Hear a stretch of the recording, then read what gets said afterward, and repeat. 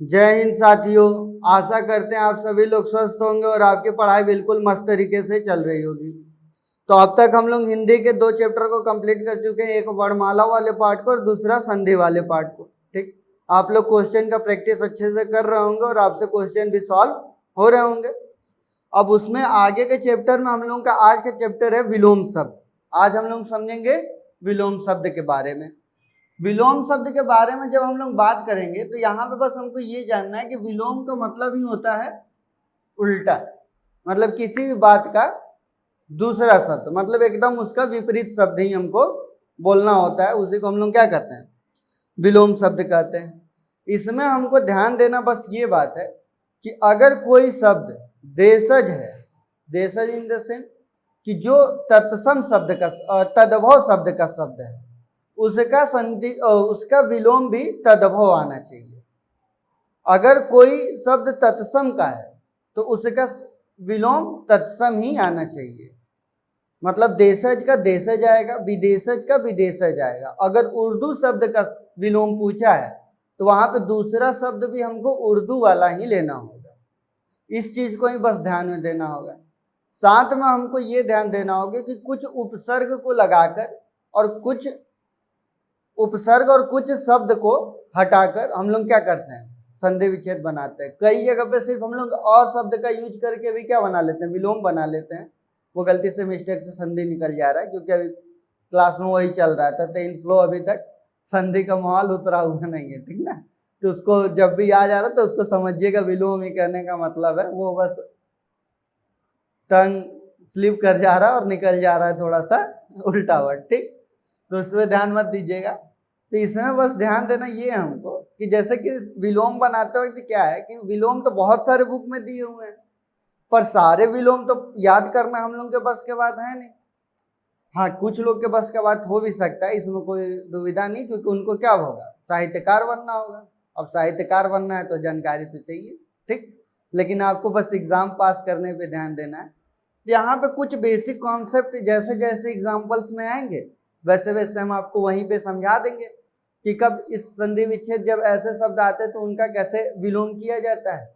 और कुछ इंपॉर्टेंट विलोम आपको बोर्ड पे दिखाई दे रहे होंगे, तो आप लोग चाहे तो इसका स्क्रीनशॉट भी ले सकते हैं और इसको अपने कॉपी में लिख सकते हैं। और साथ में अभी लाइन से जब हम पढ़ाएंगे तो यह आपके क्या रहेगा, वीडियो फॉर्म में रहेगा।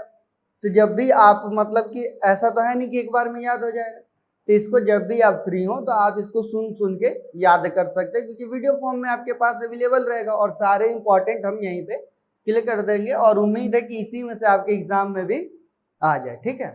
तो अब हम लोग समझते हैं पहला वेतन। जैसे पतन दिया है कि पतन का संधि विच्छेद क्या होगा, तो पतन का संधि विच्छेद होगा उत्थान। जैसे अब यहाँ पे पतन शब्द का मीनिंग क्या होता है, मतलब किसी भी चीज का खत्म हो जाना या फिर किसी भी चीज का नीचे की तरफ हो जाना, उसी को हम लोग क्या कहते हैं, पतन कहते हैं। उत्थान का मतलब है किसी भी चीज का ऊपर की ओर हो जाना या किसी भी चीज का बढ़ जाना, उसी को हम लोग क्या कहते हैं, उत्थान। तो यहाँ पे जिस मीनिंग में पूछा है हमसे, जिसे पतन दिया हुआ है, तो उसका मीनिंग वाला ही हमको अर्थ निकालना होगा, वही विलोम होगा उसका, उत्थान, ठीक। यहाँ पे दूसरा ऑप्शन जैसे ऊपर की ओर दे देता या बढ़ना दे देता, तो वहां पर वो हमारा विलोम नहीं होगा। जब भी विलोम होगा इसका, तो इस पतन का हम लोग उत्थान ही लिख सकते हैं। क्लियर, मतलब अगर तत्सम शब्द है तो तत्सम ही बनाएंगे, तद्भव है तो तद्भव ही बनाएंगे। अब बात करते हैं यहाँ पे अनाथ की, और अनाथ का विलोम क्या होगा, सनाथ होगा, ठीक। अब जैसे ये वर्ड आता है ना, जैसे अ वर्ड से जितने भी शब्द चालू होते हैं, ठीक, उनके आगे कभी पे हमारा स लगा के हम लोग उसका विलोम बना लेंगे, कहीं पे उनका हम लोग प्र लगा के संधि विच्छेद बनाते हैं। वो जब आप शब्द बोलेंगे तो आपको खुद समझ में आ जाएगा कि कब वहां पे हमको स लगाना है और कब वहां पे हमको प्र लगाना है। ये जब भी अ वाले वर्ड चालू होंगे तब आपको ये चीज क्लियर होता चलेगा, ठीक। तो अब हम लोग लाइन से एक कंप्लीट करते हैं, ठीक। तो अनाथ का क्या होगा, सनाथ हो जाएगा। आदान का क्या हो जाएगा, प्रदान हो जाएगा, ठीक। निर्माण का क्या हो जाएगा, विनाश हो जाएगा। जैसे यहाँ पे सबका मीनिंग निकल रहा है। जैसे अगर आदान का बात करें, आदान का मतलब क्या हुआ, किसी भी चीज को लेना, और प्रदान का मतलब क्या हुआ, किसी भी चीज को देना, ठीक। यहाँ पे दूसरा शब्द अगर आयात और निर्यात भी इसी कॉन्सेप्ट पे, ठीक। लेकिन यहाँ पे अगर हम लोग निर्यात लिख दे तो क्या उसका मीनिंग आदान के बदले में अपोजिट आ पाएगा? नहीं। तो जबकि मतलब दोनों का सेम ही आएगा, किसी भी चीज को लेना है, किसी भी चीज को देना, पर यहाँ पे उसका मीनिंग नहीं निकलेगा। तो बस हमको विलोम बनाते वक्त इसी बात का ध्यान देना है, ठीक।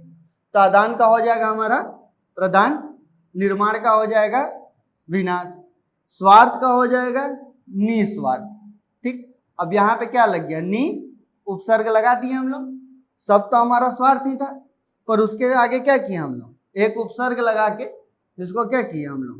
विलोम बना लिए कि यहाँ पे क्या था? उसका स्वार्थ था, मतलब वो अपने लाभ के लिए काम कर रहा था, और यहाँ पे क्या हो गया? निस्वार्थ, वो बिना किसी लाभ के काम कर रहा है। तो ऐसे ही जब जब आएगा आपको खुद समझ में आएगा कि कब किसको ऐड किया जाता है, कब किसको नहीं किया जाता है, ठीक। उसके बाद बात करेंगे उधर्व की, तो यहाँ पे हो जाएगा अध। उधम की बात करें तो हो जाएगा उत्तम। कुपाच्य का हो जाएगा सुपाच्य। अब यहाँ पे जो बच्चे संधि में जुड़े होंगे वो यहाँ पे कुपाच्य देखें और यहाँ पे सुपाच्य देखें, तो कु और सु को देखते ही एक कहानी दिमाग में चलने लगा होगा, ठीक। फिर आगे बात करें अग्र का, तो यहाँ हो जाएगा पश्च। अच्छा ठीक है, यहाँ पे जैसे अग्र है, यहाँ पे पश्च है, तो यहाँ पे आगे होगा तब यहाँ पे पीछे होगा, ठीक ना, क्योंकि यहाँ पे अग्र और पश्च क्या है? तत्सम शब्द है, और आगे और पीछे क्या हो जाएगा? तद्भव शब्द हो जाएगा। यानी कि अग्र है तो यहाँ पे पीछे अगर लिख दे तो मीनिंग तो दे रहा है कि उसके पीछे की बात कर रहा, पर वो विलोम हमारा क्या हो जाएगा? गलत हो जाएगा। तो यहाँ पे अग्र है तो उसका क्या होगा? पश्च होगा, आगे होगा तब पीछे होगा, छोटा है तो बड़ा होगा, पूरब है तो पश्चिम होगा। मतलब उसके अपोजिट में जिस अकॉर्डिंग मीनिंग में वो आपसे पूछा है, आपको उसी के अर्थ में क्या देना होगा? विलोम देना होगा, ठीक। अब यहाँ पे तृप्ति का तृष्णा, हर्ष का विषाद, अनुराग का विराग, अस्थावर का जंगम, साकार का निराकार, मंद का द्रुत भी होता है और कुशाग्र भी होता है, ठीक। दोनों में से जो भी ऑप्शन में दिखाई दे उसको टिक कर लेना है। अच्छा एक चीज और इम्पोर्टेंट यहाँ पे, जितने भी सिर्फ दो शब्द जिसमें दिखाई, दो वर्ण जिसमें दिखाई दे रहे हैं, जैसे कि मंद हुआ, उधर्व हुआ, अध हुआ, जैसे इसका क्रय हुआ, इन सारे का निंदा हुआ, इनका आपको ज्यादा विशेष ध्यान देना है, क्योंकि इनके ज्यादा चांसेस होते हैं आने के। जितने भी छोटे हैं उनके ज्यादा चांसेस होते हैं विलोम में पूछने के लिए आपसे, ठीक। अच्छा यहाँ पे छोटा बड़ा मोटा का पतला ये नहीं लिखवाएं, क्योंकि वो तो सबको ही जानता है कि क्या होगा। तो यहाँ पे सिर्फ वही लिखवाएं जो एग्जाम के पॉइंट ऑफ व्यू से इम्पोर्टेंट। ऐसा नहीं कि कई बार पेपर जब इजी बनाता है तो वो बड़ा का छोटा ऐसे भी दे देता है, तो वो तो आप लोग कॉमन सेंस से भी कर ले जाएंगे। जो नहीं कर पाएंगे सिर्फ उसी शब्द को यहाँ पे यूज किया गया है, ठीक। अब यहाँ पे दिया है निर्मल का क्या हो जाएगा? मलिन। स्तुति का क्या हो जाएगा? निंदा। क्रय का क्या हो जाएगा? विक्रय, ठीक। यहाँ पे बात करें कर्कश का क्या हो जाएगा? कोमल। कर्कश का मतलब क्या होता है? तेज। और कोमल का, कर्कश का जैसे होता है ना कि बहुत तेज बोलना या फिर बहुत ही कठोर है सब, और यहाँ पे कोमल का मतलब बहुत ही मुलायम सा, बहुत ही नॉर्मल सा है, ठीक। उसके बाद बात करेगा श्रिप्त का जागृत हो जाएगा, रित का अनुरित हो जाएगा, संश्लेषण का विश्लेषण हो जाएगा, अभिज्ञ का अनभिज्ञ हो जाएगा, शीत का उष्ण हो जाएगा, ठीक। अब यहाँ पे शीत का उष्ण दिया है और यहीं पे एक ऑप्शन दे दे गर्म,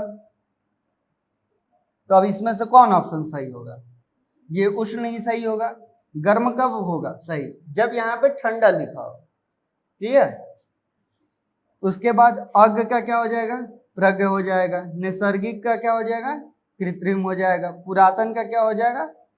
अधुनातन हो जाएगा, ठीक। एक बार और इसको रिपीट करते हैं और साथ में आप लोग भी बोलते चलेंगे, ठीक। पतन का क्या हो जाएगा? उत्थान हो जाएगा। अनाथ का क्या हो जाएगा? सनाथ हो जाएगा। आदान का क्या हो जाएगा? प्रदान हो जाएगा। निर्माण का क्या हो जाएगा? विनाश हो जाएगा। स्वार्थ का क्या होगा? निस्वार्थ हो जाएगा। उधर्व का क्या हो जाएगा? अध हो जाएगा। अधम का क्या हो जाएगा? उत्तम हो जाएगा। कुपाच्य का हो जाएगा? सुपाच्य। अग्र का पश्च। तृप्ति की तृष्णा, हर्ष का विषाद, अनुराग का विराग, अस्थावर का जंगम, साकार का निराकार, मंद का द्रुत या कुशाग्र, निर्मल का मलिन, स्तुति का निंदा, क्रय का विक्रय, कर्कश का कोमल, श्रिप्त का जागृत, रित का अनुरित, संश्लेषण का विश्लेषण, अभिज्ञ का अनभिज्ञ, शीत का उष्ण, अज्ञ क्या प्रज्ञ, नैसर्गिक का कृत्रिम, पुरातन का अधुनातन। अच्छा, यहाँ नैसर्गिक की जगह पे अगर प्राकृतिक रहेगा तब पर भी उसका क्या होगा, कृत्रिम ही होगा। ठीक, अब इतने तो हो गए। अब इसके नेक्स्ट वाला देखते हैं जो इंपॉर्टेंट है। अब हम लोग समझते हैं कुछ जो नेक्स्ट हमारे विलोम शब्द हैं। ठीक, अब देख लेते हैं यहाँ पे क्या है, अवनी का अंबर। अवनी का मतलब क्या होता है, धरती, और अंबर का मतलब होता है आकाश। ठीक, इसी तरीके से इसका ये पर्यायवाची शब्द हो जाएगा कि अवनी किसका होता है, पृथ्वी का या धरती का, और अंबर किसका हो जाएगा, आकाश का या नभ का। ठीक, अब यहाँ पे भावी का क्या हो जाएगा, अतीत। ठीक, भावी का भी अतीत होगा, और यहाँ पे अगर भविष्य रहेगा तो क्या हो जाएगा, भूत हो जाएगा। ठीक ना, भविष्य का भूत होता है लेकिन भावी का अतीत होता है। ठीक, अब यहाँ पे देखेंगे नेक का क्या हो जाएगा, बद। उसके बाद आगमन का क्या हो जाएगा, निगमन। स्मरण का हो जाएगा विस्मरण। उन्नति का हो जाएगा अवनति। अपकर्ष का होगा उत्कर्ष। ये बहुत इंपॉर्टेंट है क्योंकि बहुत सारे एग्जाम में अपकर्ष और उत्कर्ष। अच्छा, ऐसा नहीं कि अगर उत्कर्ष दे दिया तो उसी का विलोम क्या होगा, अपकर्ष होगा। ये नहीं कि अपकर्ष का सर उत्कर्ष तो बता दिए, एग्जाम में सर उत्कर्ष का पूछा था आप तो बताए नहीं थे कि उत्कर्ष का क्या होगा। ये दोनों एक दूसरे का अपोजिट होते हैं। ठीक ना, इसका ये अपोजिट होता है और इसका अपोजिट ये होता है। ये चीज अपने दिमाग में चलाते रहना है। ऐसा ना हो कि एग्जाम में जाके कहें सर आप तो उत्कर्ष का बताए नहीं थे, अपकर्ष का बताए थे, बताइए उत्कर्ष वाला बता दिए और तो काम हो गया होता। यहाँ पे उत्कर्ष कहीं क्या हो जाएगा, अपकर्ष, और अपकर्ष कहीं क्या हो जाएगा, उत्कर्ष। ठीक, उसी तरीके से अल्पज्ञ का क्या हो जाएगा, बहुज्ञ। आदि का क्या हो जाएगा, यहाँ पे शिष्ट का अपशिष्ट, सार्थक का निरर्थक, उग्र का सोम, विकीर्ण का संकीर्ण। अच्छा, यहाँ विकीर्ण का संकीर्ण दिया है, यहीं पे इसका एक और मीनिंग होता है और उसको हम लोग कहते हैं एकत्र। मतलब कि विकीर्ण का मतलब होता है कि बहुत ज्यादा फैला हुआ, और एकत्र या संकीर्ण का मतलब होता है कि कम में। ठीक है, तो यहाँ पे एक ऑप्शन अगर संकीर्ण नहीं दिया है और एकत्र दिया है तो इसका सही ऑप्शन क्या हो जाएगा, एकत्र भी हो जाएगा, किसी तरीके कोई दिक्कत नहीं है। ठीक, उसी तरीके से मुख का क्या हो जाएगा, वाचाल हो जाएगा। मुख का मतलब क्या होता है, कम बोलने वाला या गूंगा, और वाचाल का मतलब क्या होता है, बहुत ज्यादा बोलने वाला। ठीक ना, कई बार तो यही वाचाल देता है कि जैसे कि कई शब्दों के एक शब्द वाला जब देता है एक आर्थी शब्द, तो वहां पे क्या देता है कि बहुत ज्यादा बोलने वाले लोग को क्या कहते हैं, वाचाल कहते हैं। ठीक, कम बोलने वाले को हम लोग क्या कहते हैं, मुख कहते हैं। तो इससे भी इसको याद रखना है। गुप्त का क्या हो जाएगा, प्रकट। सृजन का क्या हो जाएगा, संहार। मूल का क्या हो जाएगा, नकल। पुष्प का क्या हो जाएगा, कंटक। इस पुष्प को देख के ये मत सोचने लगना कि ये तो पुष्पा है, ये फ्लावर नहीं है। नहीं, ये फ्लावर वाला ही पुष्प है। ठीक ना, वो वाला पुष्पा नहीं है, फायर वाला नहीं है, ये फ्लावर वाला ही पुष्प है। ठीक, तो इसको याद रखना। पुष्प का क्या हो जाएगा, कंटक। कंटक का मतलब होता है कांटा, और पुष्प का मतलब तो पता ही है, फूल ही। ठीक, जब यहाँ पे फूल दिया होता है तब यहाँ पे क्या होता है, कांटा। यहाँ पुष्प है तो यहाँ पे क्या होगा, कंटक। ठीक ना, क्योंकि यहाँ पे तत्सम का तत्सम, तद्भव का ही तद्भव होगा। ठीक, यहाँ पे आविर्भाव का तिरोभाव, आगत का विगत, अनुराग का विराग, कृष्ण का शुक्ल, अग्रज का अनुज, नवीन का प्राचीन, विस्तार का संक्षिप्त, शाश्वत का क्षणिक, स्वतंत्र का परतंत्र, और अध का हो जाएगा इति। क्लियर, इसी चीज को एक बार और रिपीट करते हैं हम लोग कि अवनी का क्या होगा, अंबर। भावी का अतीत। नेक का बद। आगमन का निगमन। स्मरण का विस्मरण। उन्नति का अवनति।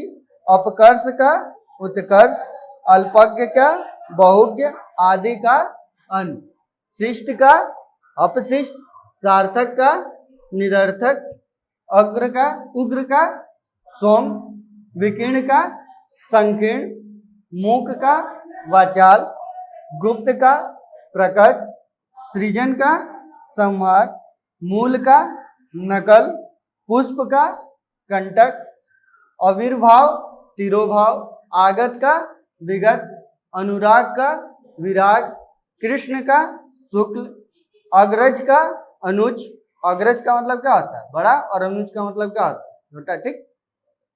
नवीन का प्राचीन, विस्तार का संक्षिप्त, शाश्वत का क्षणिक और स्वतंत्र का परतंत्र। और यहाँ पे अगर स्वाधीन होता है तो यहाँ पे क्या हो जाता है पराधीन हो जाता है, ठीक ना। उसी तरीके से अध का इति, ठीक। ये हो गया हमारा एक स्लाइड। अब एक स्लाइड और रह गया, उसको भी हम लोग देख लेते हैं। अब हम लोग समझते हैं नेक्स्ट स्लाइड वाले कुछ जो विलोम रह गए हमारे। अब यहाँ पे क्या दे रहा है कि पृष्ठ का क्या होगा मुख होगा, उम्मीद का क्या होगा मायूसी होगा, मूर्धनी का क्या होगा जीवतंता। अच्छा, मूर्धनी का मतलब ही जैसे कि ऐसे वर्ड जब बना के देते हैं, जैसे स्पेशली ये वर्ड क्या मुर्दा या फिर मृत्यु या फिर वैसे शरीर से ही बनाया गया वर्ड है, तो यहाँ पे जीवन को खत्म करने की बात की जा रही है। तो यहाँ पे साफ साफ है कि ऐसा वर्ड जिससे कि जीवन शब्द का ही हमको क्या दिखाई दे, क्योंकि मृत्यु का क्या होगा जीवन। तो यहाँ पे ऐसे वर्ड बनाए जाते हैं जैसे कि ये कंफ्यूजन क्रिएट करने के लिए एग्जाम में आपको क्या दिया जाता है ऐसे वर्ड दिया जाता है, क्योंकि अभी तक आप लोग जितना भी हिंदी पढ़े होंगे लिखे होंगे सुने होंगे उसमें इस वर्ड का कभी भी आप लोग क्या हुआ जिक्र नहीं सुने होंगे दूर दूर तक, जबकि इसमें भी क्या है मृत्यु या मुर्दा शब्द से क्या शब्द को बस कुछ वर्ड उसमें जोड़ के बनाया गया है ताकि उसका एक अपने आप में मीनिंग निकले और जिसका कुछ अपने आप में जीवन वाला ही मीनिंग निकले, ठीक। तो जब भी ऐसे क्वेश्चन जब भी किसी भी शब्द के संग कंपेयर करके बनाए तो रियल लाइफ में आप जिस शब्द का उसका मीनिंग निकल रहा है उसी शब्द का मीनिंग विलोम में भी उसका निकलना चाहिए, ठीक ना। क्योंकि वास्तविक वाला तो हमको पता है कि मृत्यु का क्या हो जाएगा जीवन हो जाएगा, ठीक। तो उसी तरीके से ऐसे सब वर्ड जब आए तो इस पे थोड़ा फोकस करना, बस कॉमन सेंस थोड़ा सा।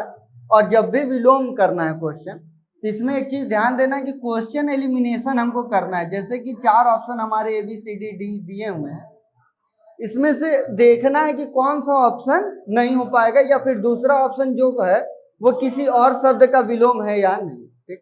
क्योंकि ये चीज हमारे लिए विलोम में या फिर तद्भव तत्सम में या फिर अनेकार्थी में या चाहे पर्यायवाची में, मतलब जितना भी ये शब्द वाला होता है उसमें हमको बस इस बात का ध्यान देना होता है कि उनमें से जैसे मान के चलो यहीं पे दिया होता वहीं पे आर्जव लिखा होता लाघव लिखा होता और उसके बाद एक ऑप्शन वो होता, तो उसमें ये चीज क्लियर करने आना चाहिए एलिमिनेट कि मतलब ये वाला ऑप्शन नहीं होगा क्योंकि इसका विलोम क्या होता है दूसरा होता है। जैसे लघु है तो उसका विलोम क्या होगा गुरु होगा, ठीक। और छोटा है तो उसका विलोम क्या होगा बड़ा होगा, और ऑप्शन में वैसा दिया हुआ है तो उसको क्या करेंगे हम कट कर लेंगे क्योंकि वो नहीं होगा, ठीक ना।